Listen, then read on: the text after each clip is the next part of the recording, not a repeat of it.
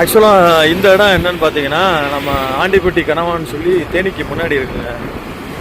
இந்த இடம் ஒரு பயங்கரமான ஒரு இடங்க. ஆக்சுவலாக வந்து ஒரு எப்படி சொல்கிறதுன்னா, அந்த நிறையா படம், அந்த ஜேஎம் ரவி படம்லாம் அந்த ரோட்டில், இந்த ரயில்வே கேட்டில் தான் எடுத்திருப்பாங்க. அது பார்க்கவே அவ்வளோ அருமையாக இருக்கும். இது ஒரு பெரிய கதையே இருக்குங்க. இது கொஞ்சம் தூரம் போனோடனே பார்த்தீங்கன்னா, நம்ம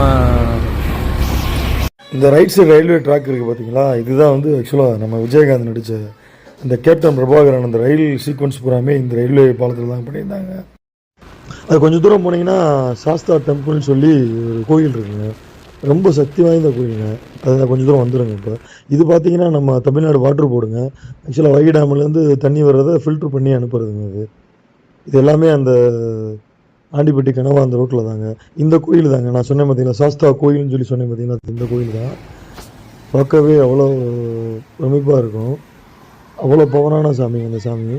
இங்கே என்ன பண்ணுவாங்கன்னா, இந்த ட்ராவல் பண்ணுற இந்த ரூட்டில் ட்ராவல் பண்ணுற எல்லா பேருமே காசை வந்து தூக்கி போடுவாங்கங்க.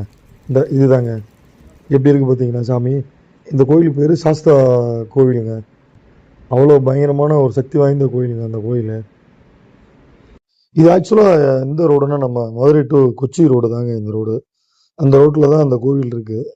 ஆக்சுவலாக நீங்கள் கொச்சியோ தேனியோ வந்தீங்கன்னா இந்த சாமியை கும்பிட்டு போங்க. ரொம்ப சிறப்பான சாமி.